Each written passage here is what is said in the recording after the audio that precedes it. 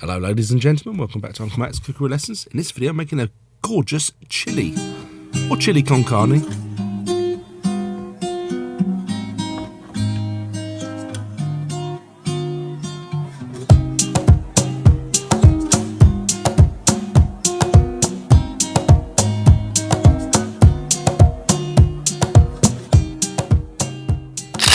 Hello, in this video I'm going to be making a chili.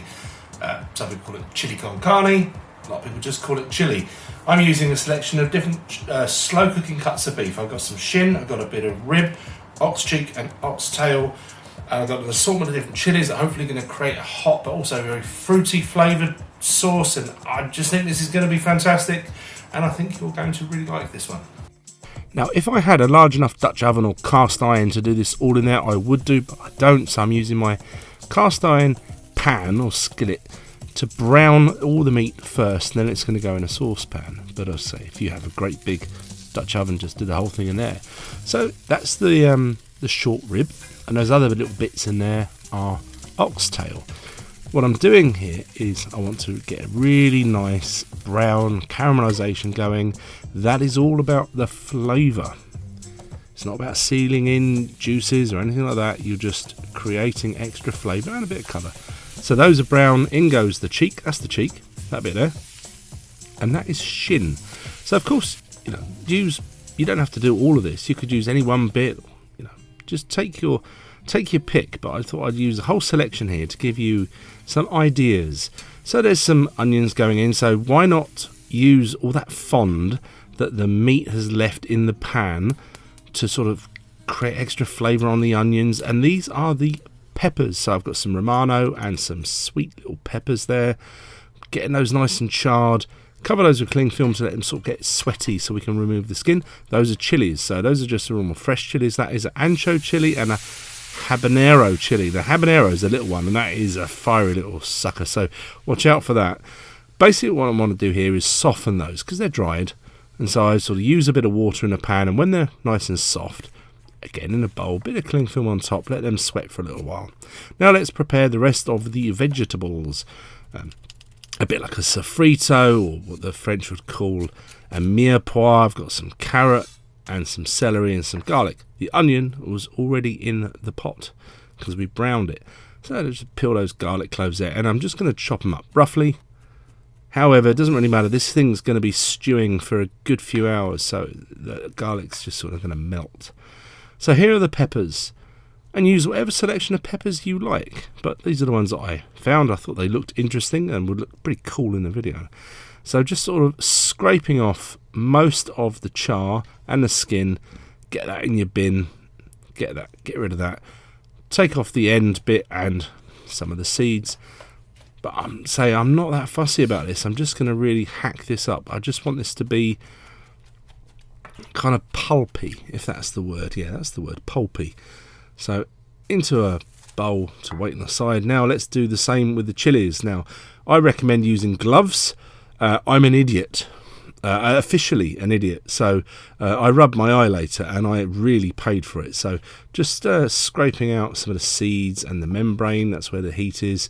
Of that, I think that was a bird's eye chili, and I think that's a jalapeno. But when we buy chilies in the UK, it's pretty rubbish, really. We don't really know what we're doing. We just sort of buy what they have. Now that's the habanero. That is the feisty little fella. So I really should have worn gloves there, but there you go. And that's the ancho one, and that's actually just a lot milder. It's got a really lovely sort of fruity flavour to it. Really tasty. Anyway, get rid of those dangerously hot little bits there.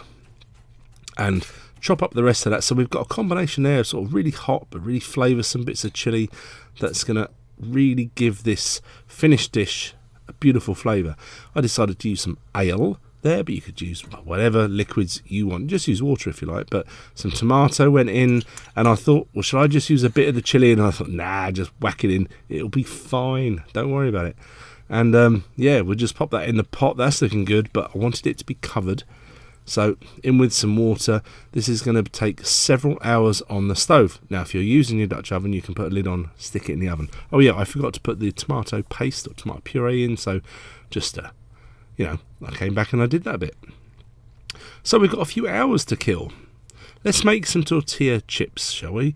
So if you've got like a spray oil, that's ideal for this, but I don't. So just drizzling some oil, brushing it on them, stack them up, cut them into some nice sort of wedgie shapes. Get your trusted baking tray out. Again, oil the tray. Present your tortillas, wedges on there. I put a little bit of paprika on there, pop them in the oven 10-15 minutes or so until they are, well, they look like that, nice and sort of crispy. Well, are they crispy? Yes. Well done. Right, salsa. Now this is a salsa fresco, meaning not cooked. So just took some cherry tomatoes, and again I'm just looking for sort of like a pulpy, chunky, pulpy texture. Chop that up. What I should have done here, I think, is put those in a sieve, so let some of the excess liquid drain away. But I didn't, so I ended up with a slightly wetter salsa than I wanted. So, you know, you can learn from my mistake there. And then just roughly chop up some onion. Say the full recipe will be on my website, unclemaxcookerylessons.com, and that'll be a link to that in the description. So there's another chili there. That's a mild one again. Just I am going to dice that up. So we did some slices like that, got rid of the seeds, and chopped it up into some nice fine bits. Now to make this salsa a little fresh and delicious, there's some mint leaves there, which you just sort of stack on top of each other, roll them up into a shape like that. And this is a fancy French name, it's called chiffonade, but basically it's just shredded mint. That's nice. Get that in there. And if coriander was allowed in my house, this would be coriander, but it's not, because my lady won't allow it. It's the devil's lettuce. So that was parsley, but you know, by all means use coriander, fresh lime, salt, pepper, and a little bit of olive oil, and that is a really lovely salsa ready. Okay, 3 hours later, that's the cheek. That's that's the shin sort of fallen apart. There's the bone bit, and there's the rest of the bits of shin, and that's the rib. Yep. There we go, and that's the last bit of the shin. Get that out, and then we've got to sort of rummage through there and find all the little bits of oxtail. Yeah, and all the meat is beautifully tender. This could divide the room. Do you put beans in a chili or not? I do, but you know, you don't have to. Those are already tinned, like cooked beans, so they just went in there. That's back on the stove. That's going to simmer away for however long it takes me to get this meat ready. So that's the bone of the rib out. There was a bit of membrane there which I got rid of, but you can see, well, here you go, look. Oh, is it tender, Uncle Matt? Yeah, it's really tender. It's gorgeous. There's a bit for me. You're the cook. You're allowed to have a bit, but try not to have too much, otherwise you end up looking like me. And just shred that with a couple of forks. Oh, fans of marrow will be licking their lips at that bit. That's the marrow bone from the inside of the bone. Beautiful stuff. And so just make sure you've got as much of the sort of bits of sinew out of there as you can. Back into the braising liquid there with the beans and the onions and all the stuff. Have a taste, because we're going to now adjust this seasoning with salt and pepper to your tasting, and let that simmer for another 10 minutes or so. So finishing off, bit of parsley at the end, give that a stir. That's lovely. We're going to serve this out on some plain boiled rice. It's looking gorgeous. A few accoutrements to go with this, so some more of that fake coriander. That's guacamole. Those are the tortilla chips, some sour cream and some salsa, and it's over to me for the tasting. How was this chili? A bit of lime juice just to finish it off. Now, I thought when I put the chili in, I might have put a bit too much. I got away with it. Absolutely fantastic, but obviously you can always exercise a bit of restraint, put a bit less in. You can always add more chili later. But this is absolutely lovely. That is a beautiful bowl of chili. Definitely have a go at that. I think you'll really like it. Thank you very much for watching Uncle Matt's Cookery Lessons. Everyone that's here, I really appreciate you. If you can take the time, at least at the very, very least, just to press that thumbs up to say that YouTube that you like this video. It will hopefully give them the message to suggest it to some more people who might also like it. So thank you very, very much for that. We'll catch you in the next video coming pretty soon. Bye.